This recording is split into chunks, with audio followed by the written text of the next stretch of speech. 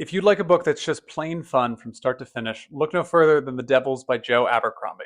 Abercrombie is the reigning king of grimdark fiction, which is a subgenre of fantasy that's a little more bleak and gritty than your traditional swords and sorcery fare. Think more Game of Thrones than Lord of the Rings. He's best known for his first Law series, and this is his first standalone work outside of that world in quite a while.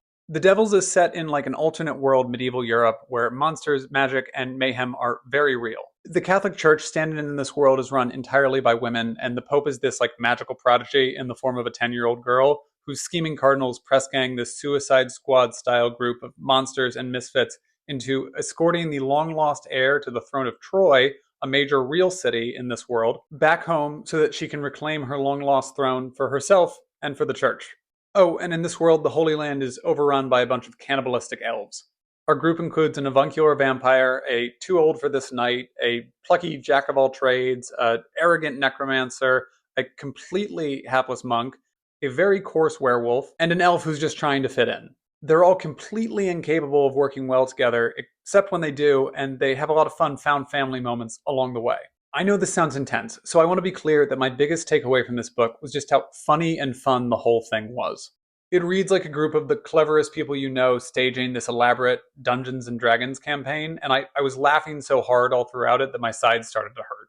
Now, we read it for last month's iteration of my all-boys fiction book club, and we have a number of non-fantasy readers in the group, but I think it's fair to say all of them actually really enjoyed it. It's certainly not the only on-ramp I could conceive of to get someone into fantasy, but given how fun and funny it is, it actually works pretty well. I find what's hard for a lot of people getting into the genre for the first time is the amount of like world building and made up words there are. And in some ways, the fictional setting of Europe, even if there are a lot of embellishments that obviously didn't exist in the real world, makes it just a touch more accessible for people than the traditional high fantasy lexicon. And speaking of the world building, after the humor, that was my favorite part of the book because there's so much richness to the characters and their lives and the geography and the history of the world. And all of these little asides or flashbacks that give you a sense that like these are real people, to the extent they are people, who have lived real lives in a world rich with its own history.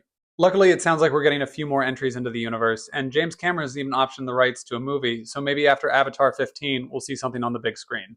If any of this resonates with you, I highly encourage you to give The Devils a read, and if you've got any questions from me or thoughts about how the book is, shout them in the comments.